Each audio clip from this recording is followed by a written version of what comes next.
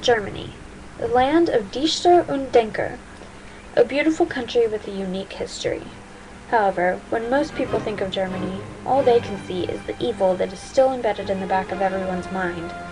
Raised by grandparents that were alive during World War II, many young people have been led to believe that Germans are rude and unhelpful, and sometimes even still believe in Nazi ideas. I must admit, I believed some of the stereotypes when I first got to Germany, especially the one about how Germans are always serious and never smile. However, I quickly found out that the typical German is not so uptight after all. My first encounter with a nice German was when I met my host brother Sebastian. I was really nervous because I kept thinking my host family would be strict and stern, just like my grandfather. However, when Sebastian picked me up from AIB, he began to act silly just so I wouldn't feel awkward. For instance, he walked into a light pole so I wouldn't be embarrassed about walking the wrong direction.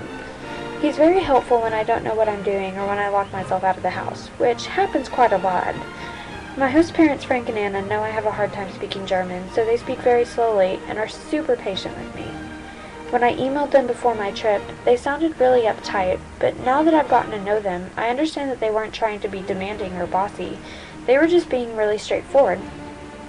Another thing I noticed are the differences and similarities between Southern hospitality and German hospitality. Southern hospitality is a big thing where I'm from, but it doesn't even begin to compare with the German being helpful. One day, Victoria left her key at home, and her host family was gone. My host mom didn't even hesitate and offered to have her stay the night at our house. My mother would have probably offered to drive her home or call her host family. Texans are supposed to be the friendliest people you've ever met, but my family doesn't really like strangers staying in their house. I guess it's natural to feel some apprehension towards strangers when it concerns your child's safety. I encountered another example of supreme kindness this past weekend when Victoria and I missed our train and didn't know if we could get back to Bonn. A German woman on our bus helped us understand what was going on and what train to take. She also offered to let us stay the night at her house. I still don't even know her name or where she lives. The hospitality shown to me by Germans surpasses any help I've ever received from strangers in America.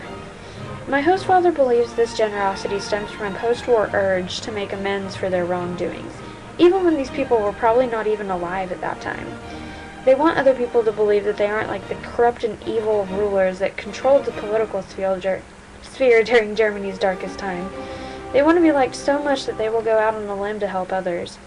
Frank is very proud to be German because he can see how hard everyone is trying to more or less fix what went wrong. The pastor at my church told me a story from when he went to Germany. An old man walked up to him and said he was sorry. When my pastor asked why he was sorry, for this man hadn't done anything to him, the old man with tears in his eyes said he was sorry about World War II.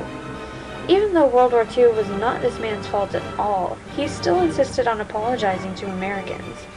To me, this is rather strange. I grew up thinking that Germans are typically very serious and stern. Then, after meeting native Germans, I can see that Texans are definitely not the leaders in hospitality and generosity. Every conversation with a native German was a tremendous experience that I wouldn't trade for the world.